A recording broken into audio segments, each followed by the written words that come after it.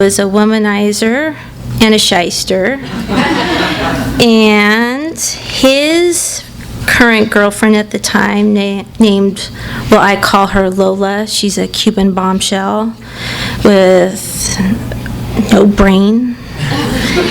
And although she does say one thing that's kind of intelligent, which shocks the hell out of me. And I think, and Psycho Gil. That's my uncle, my other uncle, who has issues, psychological issues, which is why he's called Psycho Gil. Okay, so this is my prologue.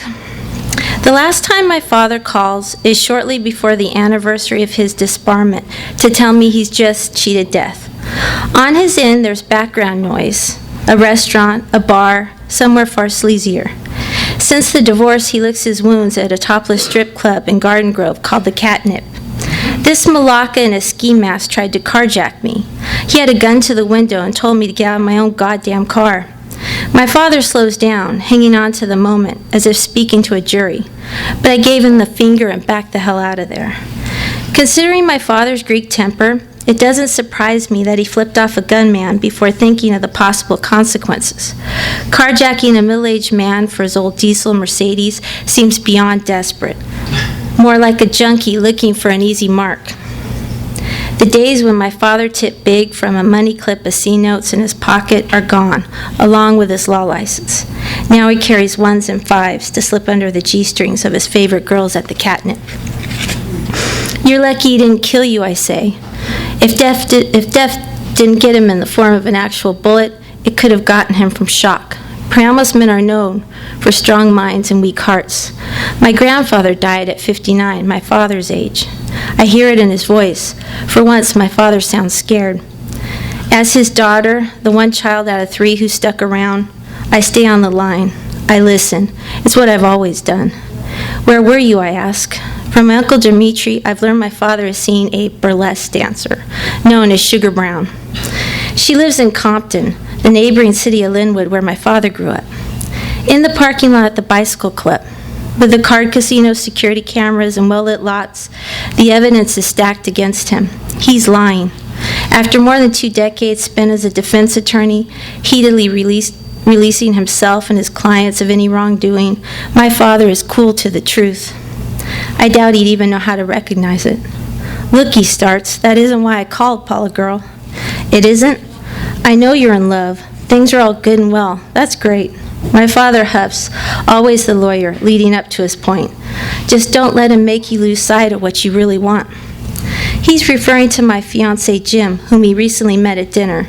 Right after the salads were served and before Jim came back from the restroom, my father told me he saw the signs. The signs that instead of warning me away, only drew me closer.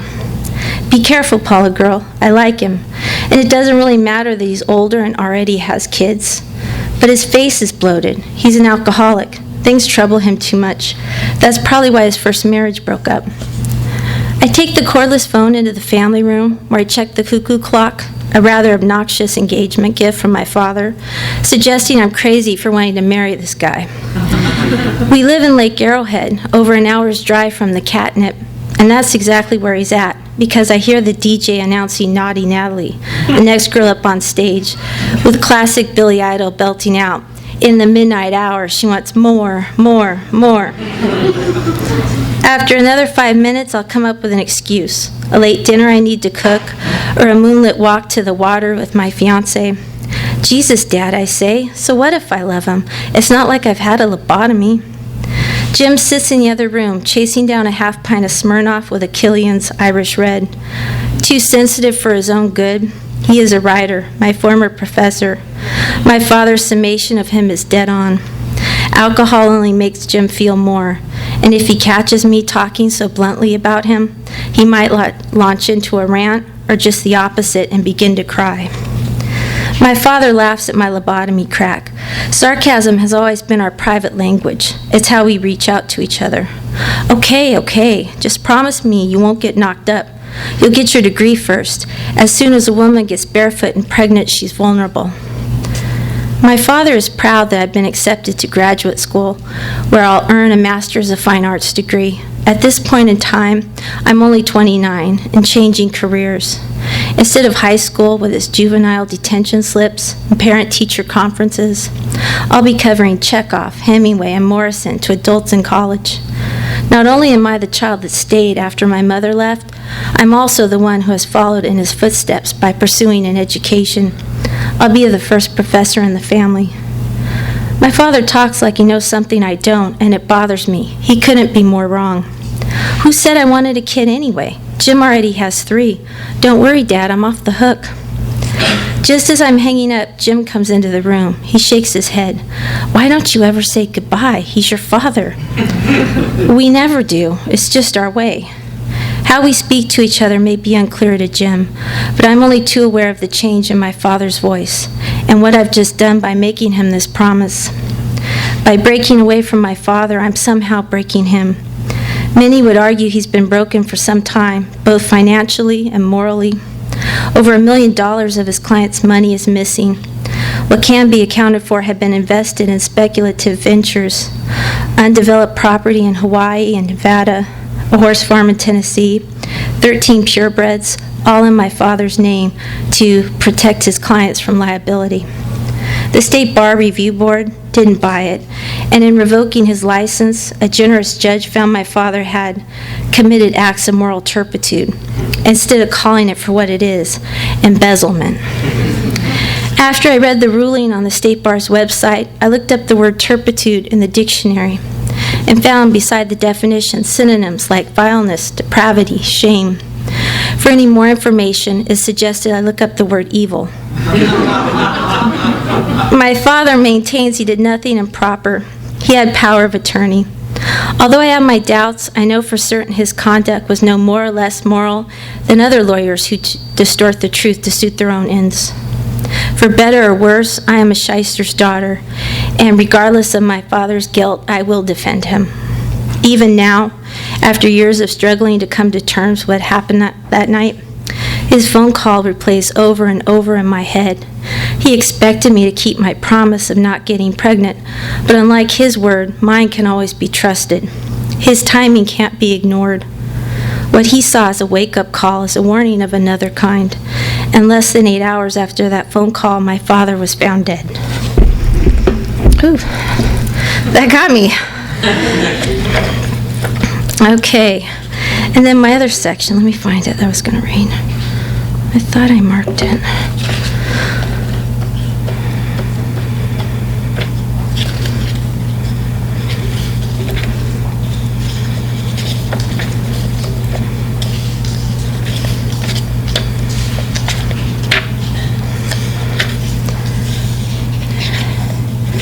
Okay. This is from the chapter titled Like Marrow. From the faculty parking lot, I hear being announced over and over on the PA system that I have a personal phone call. Anybody close to me would use my cell, not the line in the administration office of the high school where I'm teaching. This is what I know. It is what I fear. In my rush, I forget my morning coffee, leaving it on the roof of the car. Whoever is waiting for me wants me in a public place before bearing the bad news. At first, I think it's my fiancé who's hurt, or worse. He's drinking again and has jammed his BMW against a tree, or he's been thrown in jail for a DUI. Paula, she says, Lucia, my friend, is crying too hard for it to be a man she's only met a couple of times. You need to drive over to my place. What's happened? Please, Paula, she says. Don't ask me that. You need to get over here. I'm frustrated at her for putting us in a tragic scene straight out of a soap opera. How can I when I don't even know who it is? My emphasis on who prompts the secretary to make a break for the break room. She knows before me, too. Lucia is sobbing like I did that afternoon when my mother left, and I'm afraid of the sound she's making. We've been best friends since the 8th grade. Hurting me doesn't come easily for her. Your dad is dead. The power of those words drained the strength from the backs of my legs, and I collapse like one of those Middle Eastern widows seen keening on the evening news over her fallen husband or son, his face or another body part blasted clear off. My purse and contents of my book bag hit the floor too. Student essays, grade book, my egg McMuffin from McDonald's I was planning on eating a couple minutes ago. With the receiver in one hand, I can't think of how to clean up my things with the other. I can't think past, my father is dead. Efficiency works around me like it would in any office. The secretary, back with a fresh cup of coffee, has already called for a substitute to fill in for me. And somebody, a counselor who deals with the difficult cases, is on her knees patting my back. My pain, not unlike a gravely ill child, is too much even for a professional to watch. The woman looks away from me, wiping her eyes. Barely listening, I think of another call, my father's from last night at the strip club. Some ghetto thug had pointed a gun at him, and now he was dead. Why hadn't I insisted he go to the cops? Why hadn't I tried harder? Maybe he would have made it home. I see my father's body doubled over at the wheel. I see his chest and arms spilling out of the car, his head dangling, blood seeping out from the wet hole in his scalp. I'm about to be sick. I open my eyes so I won't be. Was he shot? Shot. Did somebody kill him? No, I think it was a heart attack. Your uncle found him. She means the man who tried to molest me. There is resentment, there is rage, like there always is whenever Psycho Gil is mentioned. I use these hard feelings to hold it together long enough to end the call, to gather my things, find a table, and write notes to my sub. None of what I've just heard adds up, yet I find some purpose in laying out what I do know, the lesson plans my students will follow in my absence. 5 days paid leave is how much time I'll receive to mourn the man I've spent nearly 30 years of my life loving. Uncle Dimitri is in a hurry to bury my father. He's made this no secret. Inside of a couple hours, with my father's body still at the coroner's office, he set up an appointment at the funeral home. Chapel of Remembrance is a few exits down from Yaya's house, off the 91 freeway in Artesia, the same city where my father's client, murder suspect Brad Garada, bought the gun he blew away his boss with. We've taken Uncle Dimitri's car with Yaya, Jim, and me in the back seat. My fiancé has tried to calm me, not just with words of comfort or his arm clamped around my shoulders, but with Valium that he pushed on me when he picked me up at Lucia's apartment. As someone who has relied on drugs to numb himself from deep emotional pain, he can't stand to see mine raw and at the surface. I have him worried. Grief has given me a tolerance unknown to a lightweight. My body has so far fought off 2 of the powerful little pills. In order to tend to my needs, Jim has gone stone cold sober. Psycho Gil remains at the house to field calls and stay away from me. I have questions. Because he isn't here, I direct them at Yaya. As the only other person in the house when my father was found, she knows things. Like what was Psycho Gil doing in my father's room before dawn? Did my father make a noise? Was he in pain? How long had he lain there dying? Was it his heart or an attack of another kind? Yaya wouldn't know, presumably out of concern for her well-being. By the time she reached the room, her son's body was covered in a sheet. She lets it slip that even more time passed between Psycho Gil finding my father dead and when one of them dialed 911. Coffee was made, and the 2 of them got dressed. Gil didn't see the rush. He said your father was cold to the touch, she explains, as if this makes perfect sense. Did he even try and revive him? What I say, or maybe how I say it, causes Jim to take his arm off my shoulders and pull out another tiny pill from the tin foil in his pocket. Take it dry, he says in my ear.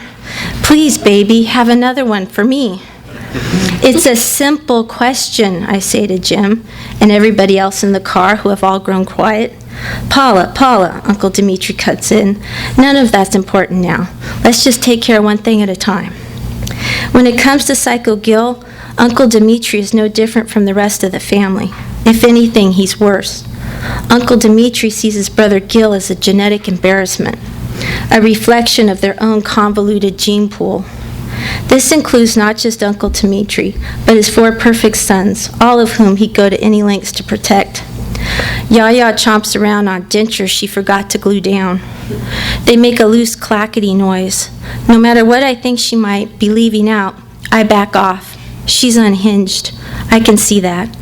I squeeze strength into her bony hand. In less than 1 day, she's lost that too.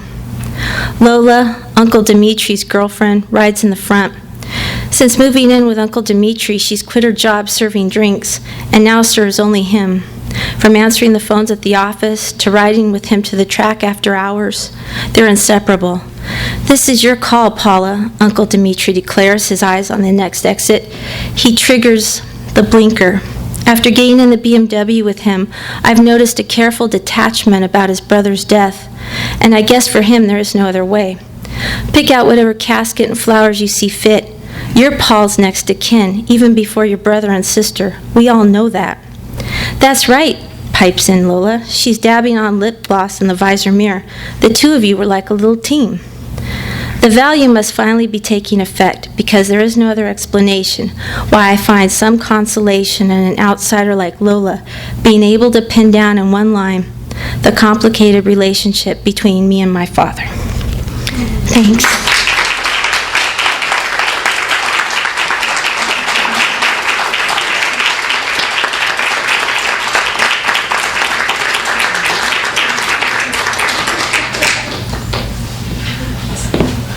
That was amazing. Wow. So great to see all of you out. Thank you. It's great to read with you, Paula. And let's see. The only thing you should know, my novel's a dual narrative, but I'm just going to read from one section, and it's a section where my character, Avery, is going to Palm Springs for the first time. These rich girls in her dorm have kind of convinced her to go to Palm Springs, even though she's totally broke and she can't really afford it. She's trying to keep up with the Joneses. And also, kind of funny, two of my roommates from USC are sitting in the audience. Mimi and Sabrina. But they're not the women in this story. Just to clarify that. We were all equally broke in college. Okay. When we get to the hotel, it's all totally worth it. Gorgeous. A view of the hills and green all around the pool with huge palm trees that look like they're sparkling whenever there's a breeze. White deck chairs are all on all four sides of the pool, and there are 4 bungalows facing each other. Sliding glass doors let us out to the pool, and first thing, Adelaide and Nurse are practically naked. Bikinis, even though they're supposed to be cows.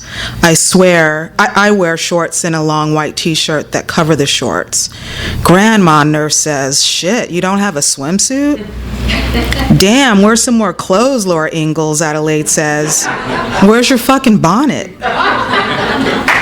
"No," I say, "no swimsuit, not since the 5th grade."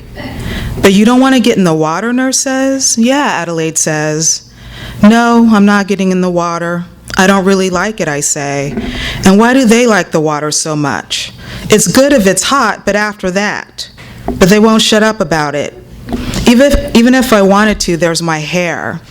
If it gets wet, I have to pull all the Jerry curl spray in it to moisturize it all over again, and I just don't want to be thinking of hair, so I just tune them out.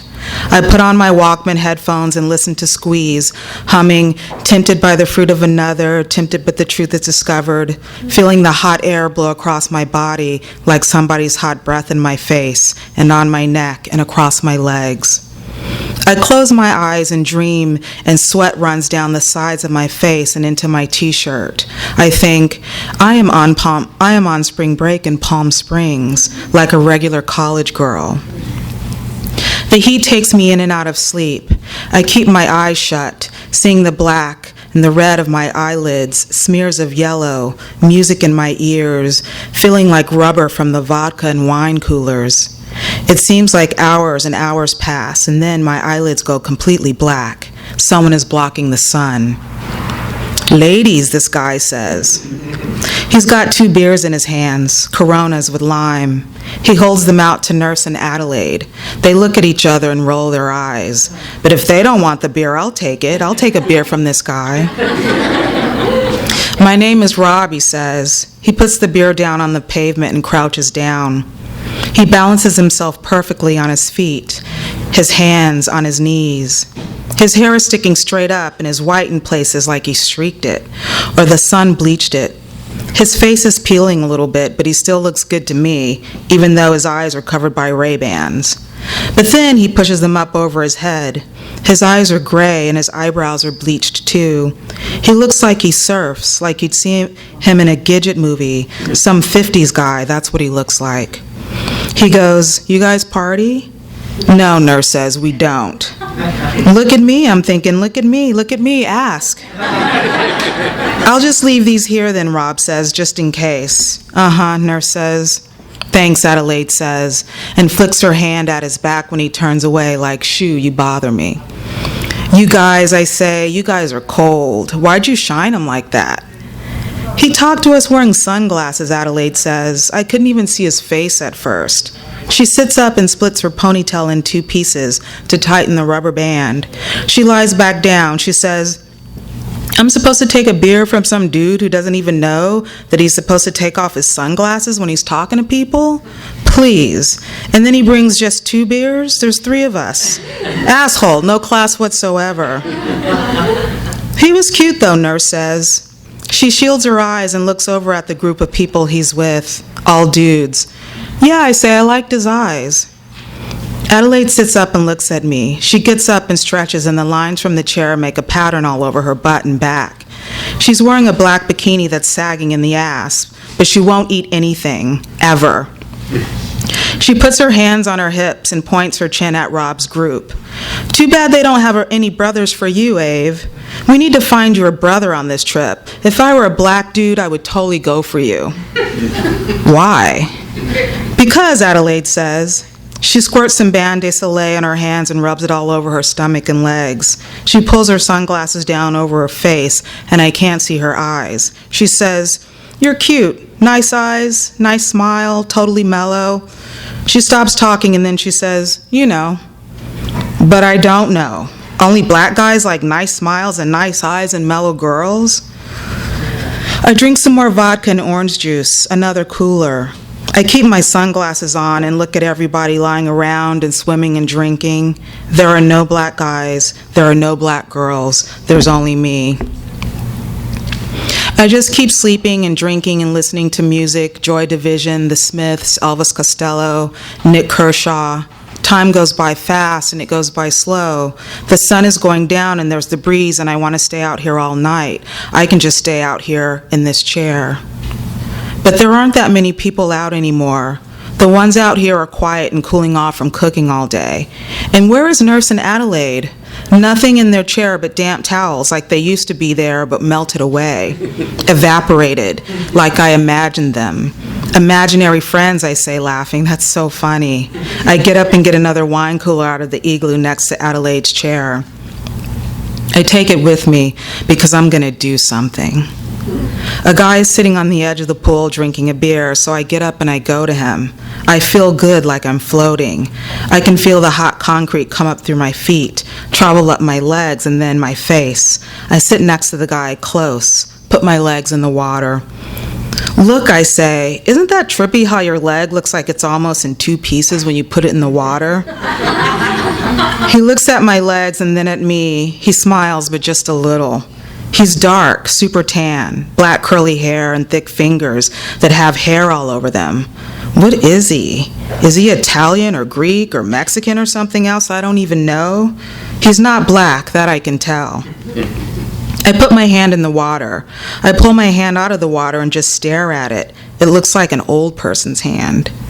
I put my hand in the water again, and when I take it out, I dribble water up his leg. He looks at me funny with squinty eyes and his head turned like James Dean does in Rebel Without a Cause. "I'm Costas," he says. He looks at me hard like he's studying me. "I'm Avery." "Are you feeling good, Avery?" "Yes," I say, I am Costas." He nods at my t-shirt. It says Trojans. "What year?" he asks. "Freshman." "Senior," I say. "Go Trojans," I say, and punch my fists in the air. He laughs. "I guess," he says. He peels a little bit of the label off his beer, drinks some, and then he puts it back down. I like Costas. He's golden, I swear to God. And his hair is making these tight waves all over his head, like shiny brown bows all over. I lean into him and smell coconut. I kiss him on the cheek. He leans away from me. Man, he says, Avery, you're wasted, girl. Yes, I say, I like it though. He shakes his head and I put my hands on his thigh and he looks at my hand for a long, long time. I move my hand up a little bit just to see what he'll do. There's nothing bad he can do to me, maybe say stop, and that's not going to kill me. I'm not wondering if he thinks I'm cute because I think he's cute. That's all that counts right now. He doesn't take my hand off. He stares straight ahead at the hills, all rocky and orange. The tip of my finger is underneath his shorts. Check out my boy Costas, someone yells behind us, getting him some chocolate. He turns to yell at the guy, and when he does, my hand falls off his leg. You idiot, he says over his shoulder, you fool. He stands up and then he gets up and walks off toward my bungalow, but then he disappears. I don't want to sit at the pool all by myself with those jerks behind me, so I get up too. I walk toward my room. I'm about to pull on the sliding glass door when I hear someone behind me. Come here, Costas says, and pulls me to the side of the bungalow, where it's dark and nobody can see us. He puts my face in his hands and kisses me. He says, you got nice lips. What were you trying to do back there? I don't know. I rub the front of his shorts. Shit, he says, okay. He sticks his hand underneath my t-shirt and fills my boob, and I slide down the wall. My legs won't let me stand up again. I think for 2 seconds. I hear Mom telling me to keep my legs closed, but my legs want to be wide open. Let's do it, I say. Let's do it. Slow down, girl. He kneels down and holds my face again. He stares into my eyes. Fuck, he says, you're just too drunk. I'm not doing that. That'd be fucked up. I'm not that drunk, I say. He's hard and I touch him. He takes a deep breath. I say, I swear I'm not that drunk. Okay, he says. He looks around. You can suck my dick, but that's it. Here, he says, and lies down on his back. He pulls down his shorts. I kneel over him thinking, after this, he'll be so into me. After this, even though I don't know what I'm doing. He talks to me the whole time. Don't just lick it, he says. Move your head up and down. Watch the teeth, though. And use your hands, too, but not that hard, though. No, that's too gentle. A little hard, yeah. Yeah, like that. He's moaning, he's saying yes, and he's coming, and I don't know what to do, so I swallow. I'm still kneeling over him, and I smile. He puts his fist to his forehead and stares up at me. He says, you didn't know what you were doing, did you? No, I say, I never did that before. He sits up, pulls up his shorts, looks at me like he's almost mad at me. Don't tell me you're some kind of virgin or some crazy thing. I am, I say. What are you, crazy? That's what you want? Some guy you don't know on the side of a hotel room, drunk? I don't care about that, I say. He shakes his head. Then I'm glad. I'm glad we didn't do that. And be glad I'm not a grade A asshole either. You're nice, I say. I like you. He smiles at me. He slaps my face like those Italians in The Godfather, and then he strokes it. You're a trippy girl, he says. Let's get you to your room. We walk around the corner, but when I pull on the sliding glass door, it's locked. I pound on it, and Nurse pulls it open. She looks at me and frowns at Costas. She's better now, Costas says, but she was kind of trashed. I'm fine, I say. Fine, fine, fine. Thanks, Nurse says, and pulls me in. Peace out, she says to Costas, but she doesn't smile, and she slides the door so hard the glass wobbles. There's some guy in bed with Adelaide, passed out. I can't believe they didn't wake up when Nurse slammed the door. Who's that? I walk closer to the bed so I can see his face. Cute. He's cute. It's the surfer dude from earlier. I whisper, I thought he was an idiot. I thought he didn't have class. Nurse cracks open a 7-Up and sits cross-legged in a chair. His dad knows her dad, it turns out. Fraternity brothers at SC from a million years ago. He's loaded too. Well, his dad is anyway. But what about him not having class? What about the 2 beers instead of 3? That was before, I guess, Nurse says and rolls her eyes. True love. Who is that dude? She slurps her 7-Up loud and Adelaide turns over. She turns over for the slurping sound, but not the door. Nurse says, "Please don't tell me you did it with him." "No, I didn't," I say. "Good, thank God." "It was just a blowjob," I say. Nurse slaps her head. "You're not even going to remember it in the morning, trust me." "Yes, I will," I say. "I'm going to remember this for a long time." "He liked me," I say, "and he wasn't a brother." "Yeah, but what was he, like Turkish or something? A Jew? Turkish? I don't even know what that is." I shrug. "He looks white to me." "Yeah," nurse says, "but not white white." "Well, what's the difference?" "I don't know," nurse says, "but still, maybe he's Italian or Greek or something." "But that's white, no?" Nurse turns up her palms like, "What do you want me to do about it?" "Okay," she says, "congratulations, he's white." I'm going outside. She slams the door behind her, trying to wake up Adelaide, I'm sure, but they're totally dead. They look like a little prince and princess sleeping in those sheets, like in one of those Hans Christian Andersen stories I loved when I was a kid. They're in their own special little world. They're a fairy tale. Thank you.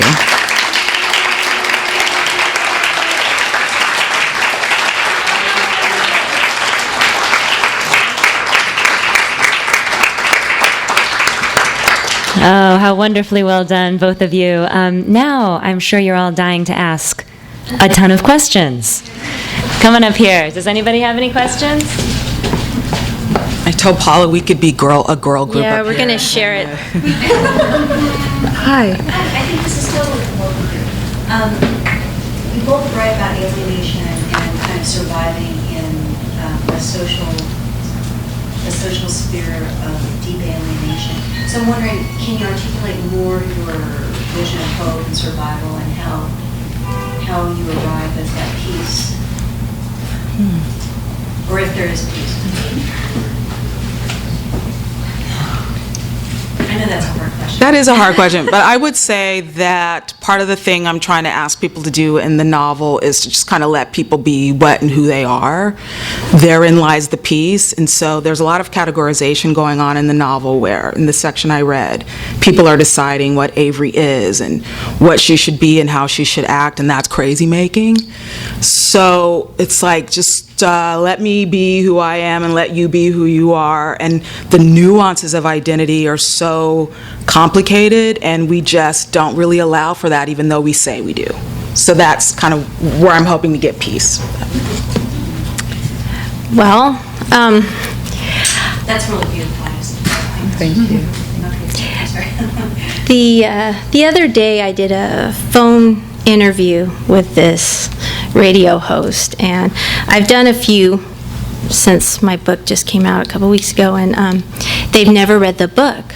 So they ask these really broad, vague questions, and I can do whatever I want and say whatever I want. So it was very freeing.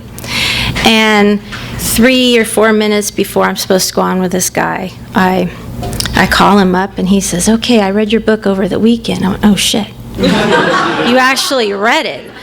And he says, "And what I want to do is I want to talk about how you've been defined by the men in your life." And oh, God, really? And I pretended, okay, great. And he pulled, about 10 minutes into the interview, he pulled a line where it's this really emotional scene where I'm in the car with my father. My mother has just left and taken my little brother and my older sister all the way to our second home in Tennessee. I'm there with my father. I'm not passing my classes. This boy that I was just totally crushing on says, "You know what? I really like you." He was the captain of the baseball team. And he said, "But what I want to do is I want to see you on the side." And he was going to see the head cheerleader, but see me on the side, and I was supposed to be happy with that because I wasn't popular, because I barely went to school. Anybody hardly knew me. And so I was just devastated, and I wasn't doing well in one of my classes. I was failing one of these classes, and I was just really upset, and I'm in the car, and we're driving down the freeway, and my father slams the brakes in the emergency lane, and he says, "You don't know how strong you really are." And he was really upset and really angry, and the cars are nearly hitting us, and the windows rattling. My passenger side is rattling, and he really defined me, and he made me a lot stronger. And I can face just about anything and anybody, and I don't care if people like me or not. It means nothing anymore. And I think he emboldened me in a lot of ways. And in answering your question, it's kind of brought me independence and peace to be able to be a strong woman and not have to worry about what people think about me. So I hope that answered your question.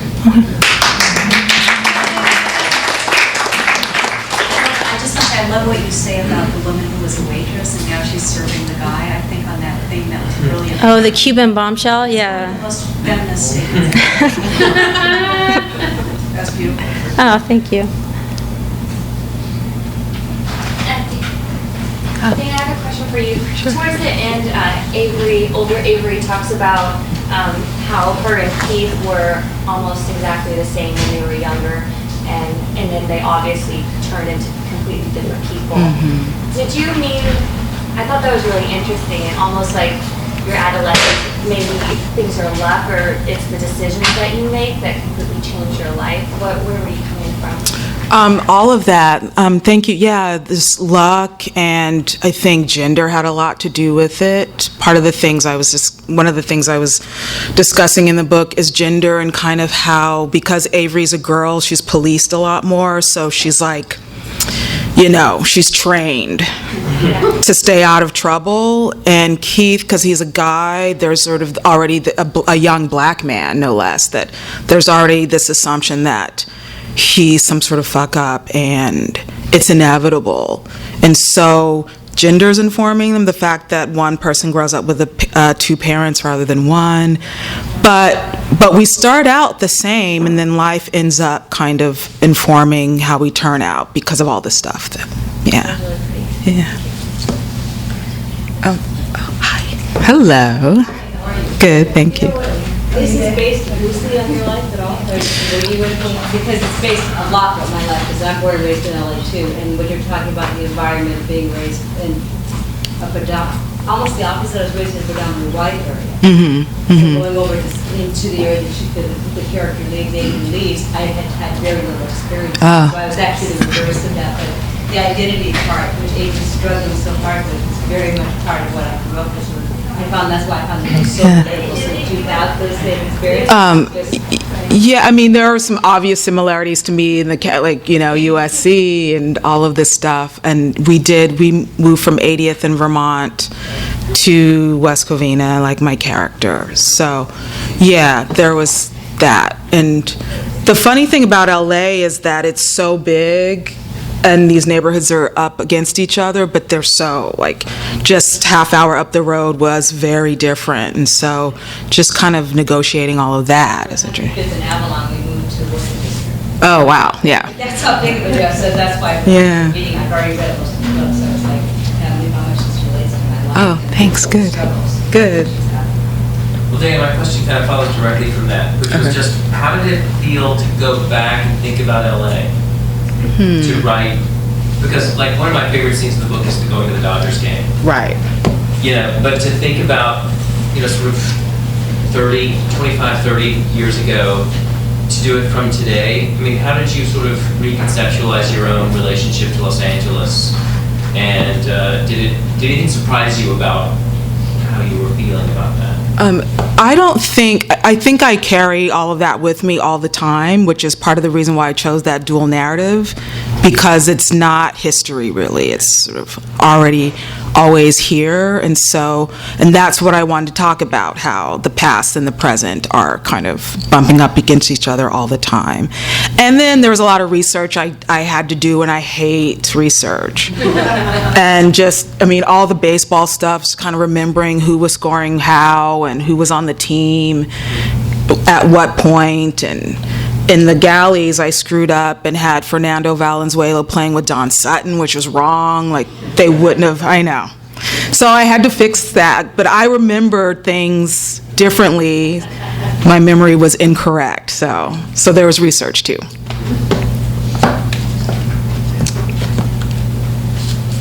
I'm doing all that. You should point too. I'm doing all the pointing. I was Daniel. just curious, you have such a wonderful ear. I mean, it's just amazing. And I wondered, when you read, whether you pick up immediately whether someone has a kind of ear, and whether you hear that much in contemporary fiction, people that have a really good ear.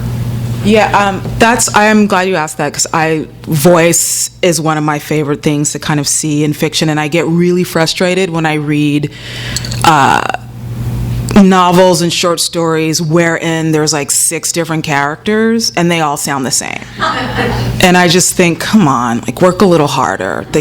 We're not, all of us speak very differently in this room, and I think writers tend not to do that. They're trying to sound literary, and so all the characters sound the same, and I hate that. So do you feel like, do you have feelings like things that you think, oh, I'd like to try to get that, or do you sense that kind of gift, and you could feel drawn to being able to try to get certain things? Yeah, I never stop listening. I'm always paying attention to how people, I'm obsessed with it in case. If you read my short story collection, you would see that, and the novel, just kind of how people speak and what that says about the person, or what we think, rather, it says about the person, is so interesting to me, and so I'm always paying attention. There was, I was at this event called Book Plates, and with another writer, and he was talking about how he went off to write alone, and this like very, just like being a hermit and writing, and I was like, ugh, so boring. Like, I like being out in the world and hearing people like scream at each other, or like talk about their bad dates, and like think about how they're sounding, and writing that down all the time. That's so interesting to me, as opposed to just kind of sitting in a closet and not hearing anything. That's not how I like to write, so. Your biggest challenge in your book and writing? Your first novel, did you find something you do different the next one, or? Was it difficult? It's a memoir, and yeah, it was very difficult getting started. The phone call that I mentioned in the prologue, that haunted me for a lot of years, and I wouldn't face it. It just was there. And there were some things that I had done that even my husband doesn't know I had done. And I thought, do I really want to share all of this? And I realized that I came to a point where I did, and I wanted to piece things together. And one of the things I did, I see it as kind of like a dual narrative. I have a linear story, begins with a prologue, but then it tells a linear story about growing up with my defense attorney father, Greek father. And then I have these sections titled What They Told Me After He Died. And they're little pieces of quotes that I gathered from family members, from his clients, from people, a lot of shady people who knew him. And I want the reader to participate in the story, and so they're able to piece together what happened to him along with me, because I think a lot of writers tend to spoon feed too much information to readers because they assume the readers won't get it. And I don't know if it's the editor's fault or whose fault it is, but I think readers are smarter than that. I'm really interested in writers who write in a state of grace. And Ursula Heggie tackles a national consciousness of the children of Nazis and how they live in Germany and how they are positioned in history from a state of grace. And today I'm thinking about the family of this shooter. And I'm really more interested in these stories, I think. And so I find your context very interesting. I'm wondering if you are influenced by any writing that you read, or how you could see your position as a voice. Well, one of my biggest influences was the memoir, The Glass Castle by Jeanette Walls.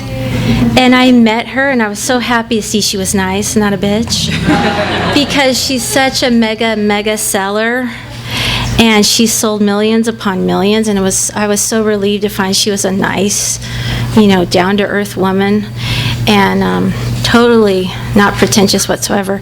But I was really inspired by her book because she wasn't a victim. She didn't play that, that whole men have been bad to me, I gotta go, take it to the bottle, and I'm a victim, and all of that kind of stuff. She didn't do any of that. She just took it on. That's my story, and that's my family, and I still love them. And I read her book, and I was really, really inspired. And so that helped me go, okay, I can do this too. I can do it my way. And I did it my way. And there were a few people who said, don't do it this way. Why are you structuring these quotes? What are you doing? But that's the way I saw it. And I started with the prologue. I'm going to start with that because that's what's haunted me. And then I wanted the reader to participate. And so I structured it that way. And I just knew that was the right way to write it. Has it given you a sense of, I hate to use the word, has it given you any peace? Yeah, it has, and there were parts where I loved to relive life with my father again, because he was a really funny. I don't mention it, I don't think in what I'd read, but he was very, very funny, and he was really charming, and he did crazy, crazy things. There's one section in the book where we were coming home, and these burglars were coming out our front door with all of our loot on our dining room table. And it was a Mexican guy and it was a white guy. And they were coming out. And my dad is big Greek, and he looked like he could have been an assassin or something, a really big mafia guy. And he says, "What the hell are you doing?" And the one guy looks at the other guy and says, "It's okay. My friend, he lives here." And my dad, I'll never forget this, but my dad cocked his head like, a dog hearing a high frequency, like, "What? Okay."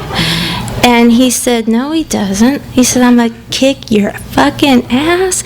And then he called him this Greek curse word. And I won't say what it means, but it was really bad. It was worse than the F word.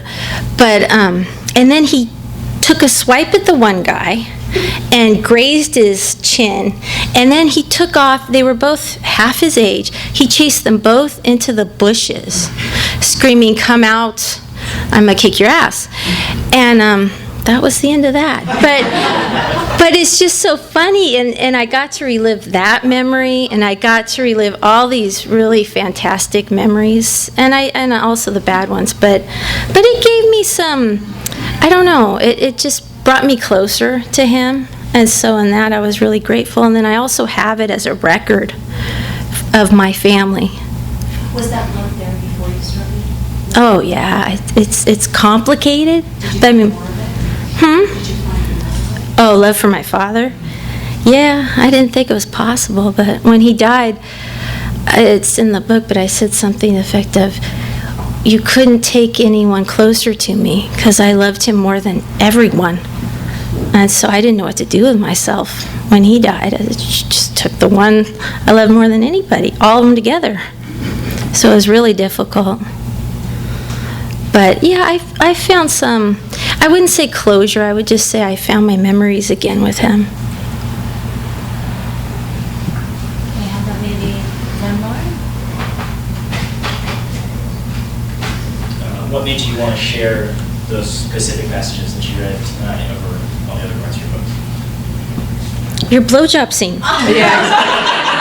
It's a blowjob scene, right? Just like cheap thrills for everybody tonight, It was thrilling me, so. Well, I thought the section that I read would just give you a sense of all the stuff I was trying, like Palm Springs is California, and then there's race and there's class. It's like trying to get it all in there at the same, and the blowjobs. What's your next book about? Oh, that's I don't know. I'm working, but I can't articulate it. Not really. Speaking of blowjobs, mine is about crimes of passion. Ooh. So yeah, there is a blowjob, at least one. and somebody, gets killed afterwards. All right, on that.